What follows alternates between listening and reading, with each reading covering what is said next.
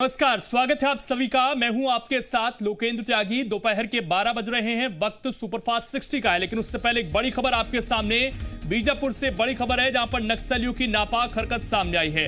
नक्सलियों ने जन अदालत लगाकर 4 लोगों की निर्मम हत्या कर दी है। बताया जा रहा है कि नक्सलियों ने कुल 25 लोगों को अगवा किया था, जिनमें से इन 4 लोगों पर पुलिस से मुखबिरी का शक था।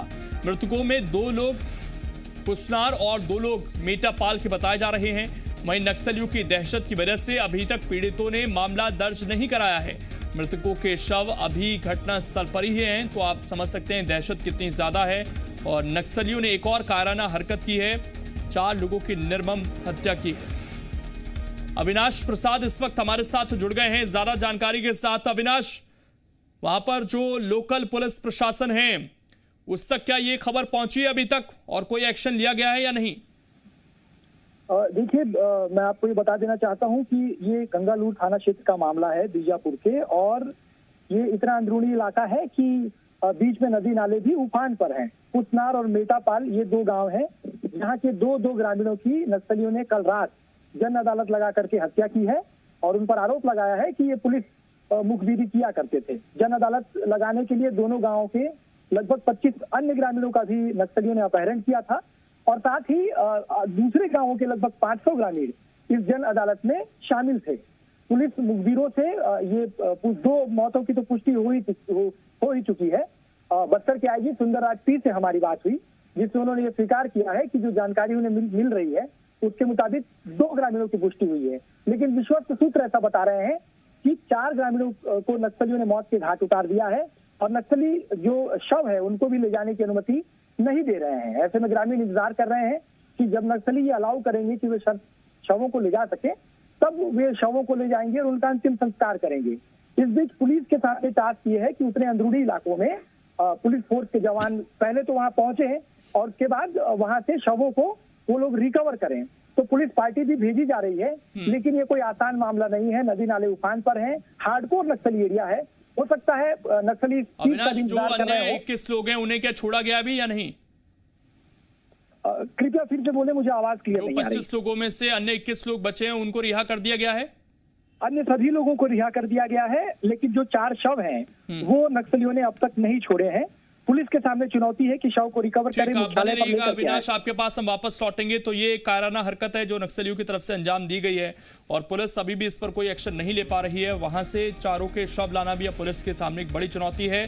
हालांकि अभी 2 लोगों की पुष्टि की जा रही है वहां पर प्रशासन की तरफ से, लेकिन 2 लोग हमें और पता चला है कि जिनकी हत्या की गई है। इस बीच दंतेवाड़ा से भी एक बड़ी खबर है। नक्सलियों ने 2 युवकों की हत्या कर दी है। मुखबिरी के शक में यहां भी 2 लोगों की हत्या की गई है। नक्सलियों ने 5 अन्य लोगों से मारपीट की। किरंदुल थाना क्षेत्र की ये पूरी वारदात बताई जा रही है। सत्य प्रकाश इस वक्त हमारे साथ जुड़ गए हैं। सत्य प्रकाश, मुखबिरी के शक में इससे पहले 4 लोगों की हत्या, दंतेवाड़ा में भी 2 लोगों की हत्या, और क्या कुछ अपडेट है अभी फिलहाल? बिल्कुल, देखिए, कल ही मुख्यमंत्री भूपेश बघेल ने नक्सल मोर्चे पे नक्सलियों से और 2-2 हाथ करने के लिए, नक्सलियों से मजबूती से निपटने के लिए कुछ जरूरतें पत्र लिखकर केंद्रीय गृह मंत्री अमित शाह को बताई है, मांग की है। और पिछले 24 घंटे के भीतर जो खबरें बीजापुर और दंतेवाड़ा से सामने निकल के आ रही है, वो अपने आप में छत्तीसगढ़ में किस तरह से नक्सलियों के मंसूबे बढ़े हैं उसे दिखाने वाले हैं। अभी बीजापुर की जो जानकारी हमने दर्शकों को दिखाई, जो खबरें सामने निकल के आ रही है, 4 लोगों की नक्सलियों ने हत्या कर दी है, और दंतेवाड़ा से 2 लोगों की हत्या की खबर निकल के सामने आ रही है। किरंदुल थाना क्षेत्र अंतर्गत ये मामला पता चल पा रहा है। दोनों युवक शादी की बात करने गए थे अपने परिजनों के साथ, और लौटते वक्त में जब बातचीत करके लौट रहे थे, उस दौरान उनकी हत्या नक्सलियों ने कर दिया। हत्या करने के बाद वहां पे नक्सलियों ने पोस्टर भी चस्पा कर दिए पेड़ पे, और नक्सलियों ने मुखबिरी की शक से इन दोनों युवकों की हत्या की है। इसके अलावा जो जानकारी मिली है कि 4-5 जो उनके साथ परिजन थे, उनकी भी बहुत ज्यादा पिटाई की गई है। तो कहीं ना कहीं जिस तरह से नक्सली वारदात को लेकर नक्सलियों के खिलाफ जो रणनीति, जिस तरीके से बीजापुर से अविनाश बता रहे थे कि वहां तो बाकायदा जन अदालत लगाई गई थी, यहाँ भी कुछ ऐसा ही हुआ है क्या? देखिए, जन अदालत लगाने की यहाँ पे खबर नहीं है, लेकिन जो जानकारी मिली है कि जब शादी की बात करके लौट रहे थे युवक अपने परिजनों के साथ, उसी बीच रास्ते में ही नक्सलियों ने उन्हें रोका और उसके बाद उनकी हत्या कर दी। मुखबिरी के शक से उनकी हत्या की गई है। साथ साथ परिजनों की भी बेदम पिटाई की गई है। अविनाश भी लगातार बने हुए हैं। अविनाश, जिस तरीके से 25 लोगों को वहां पर पकड़ा गया, उसके बाद 4 की हत्या कर दी, आपने ये कहा कि कुछ ग्रामीण भी उस वक्त जन अदालत में मौजूद थे। ये जानकारी वहां पर पुलिस को आखिरकार क्यों नहीं लग पाई जब इतने सारे लोग इकट्ठा हो रहे थे और इस तरीके से क्रूरता भरा काम वहां पर किया गया, काराना हरकत की गई? पुलिस प्रशासन तो ये भरोसा जताती है वहां पर आदिवासियों के बीच, ग्रामीणों के बीच कि आप हर चीज की जानकारी हमें दीजिए, लेकिन पुलिस प्रशासन को ही पता ना चले और नक्सली अपनी जन अदालत लगाकर 4 लोगों की निर्मम हत्या कर दें। देखिए, इसकी 2-3 वजहें हैं। सबसे पहली वजह तो ये है कि जो बेहद अंदरूनी इलाके हैं वहां पर पुलिस का इंटेलिजेंस अभी भी बेहद कमजोर है।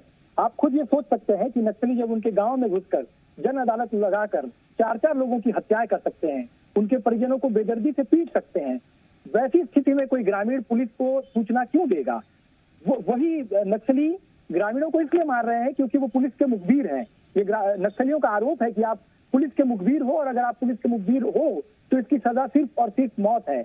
ऐसी जघन्य परिस्थितियां अगर अंदरूनी इलाकों में होंगी तो ये उम्मीद किया जाना कि नक्सली अंदरूनी इलाकों से आकर पुलिस को जानकारी देंगे, ये बहुत मुश्किल है।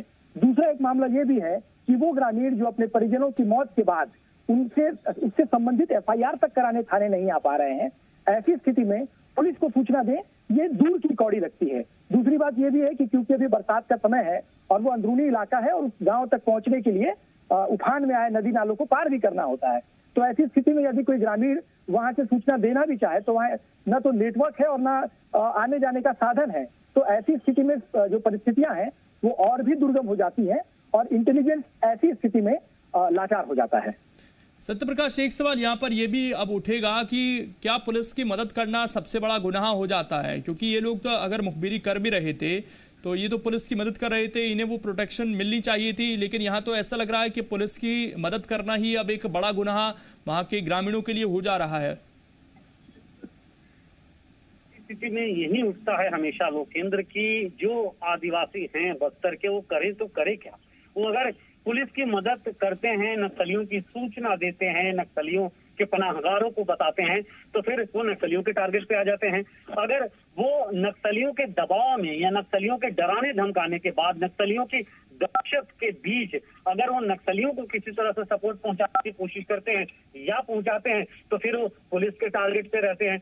ऐसे में सबसे ज्यादा जो पिस रहा है वो बस्तर में ग्रामीण अंचलों में, वनवासी अंचलों में आदिवासी है, और ऐसे में उनका विश्वास जीतने की कोशिश पुलिस हमेशा जरूर बड़े पैमाने के अस्त्रों पे करती रही है और ऐसी तस्वीरें भी देखने को मिली है।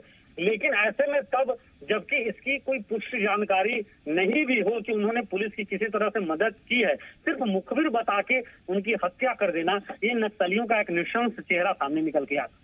अविनाश, एक चीज और आपसे समझना चाहेंगे कि नक्सली कैसे तय कर लेते हैं कि इस व्यक्ति ने मुखबिरी की है?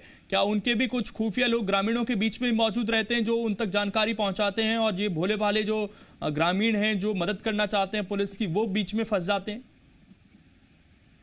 कई तरह की बातें हैं। सबसे पहली बात तो यह है कि नक्सल संगठन का अस्तित्व ही इस बात पे आधारित है कि वो एक छोटी सी छोटी गलती पर भी कड़ी से कड़ी सजा दें, क्योंकि मुखबिरी और इंटेलिजेंस के आधार पर ही नक्सल संगठन चलता या धराशायी होता है।